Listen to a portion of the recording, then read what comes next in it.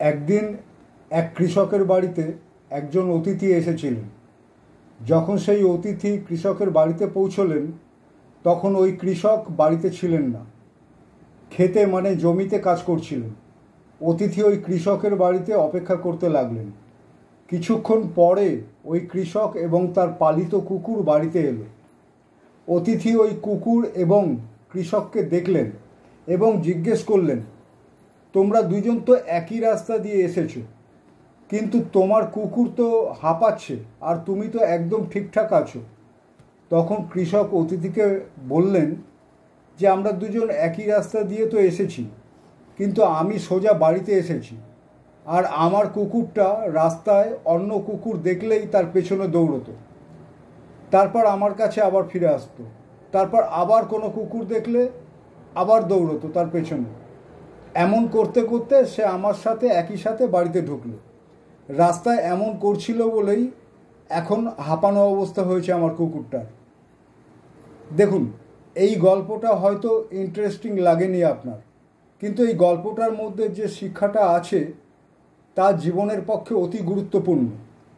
আপনাদের মধ্যে প্রচুর মানুষের স্বপ্ন অনেক বড়, সেটা হওয়াই উচিত।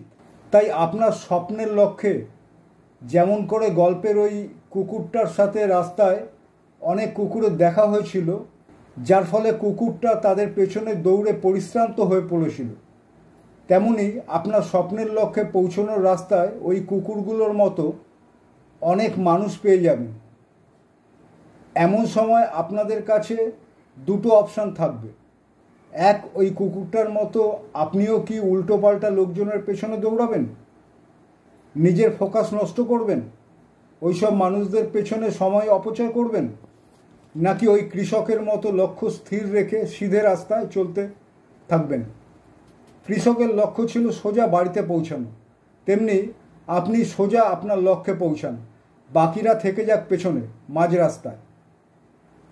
এমনই সুন্দর আকর্ষণীয় প্রতিবেদন পেতে চ্যানেলটা সাবস্ক্রাইব করুন, অন্যদের শেয়ার করুন, অল্প বয়সী ছেলেমেয়েদের মধ্যে ছড়িয়ে দিন চ্যানেলটা। আমি এমন মোটিভেশনাল গল্প, ফাইন্যান্সিয়াল প্ল্যানিং, ইনভেস্টমেন্ট স্ট্র্যাটেজির ওপরে ভিডিও প্রতিবেদন তৈরি করি, যেগুলো অবশ্যই সমৃদ্ধশালী ভবিষ্যৎ তৈরি করতে সাহায্য করবে। ভালো থাকুন, সুস্থ থাকুন। নমস্কার, জয় হিন্দ।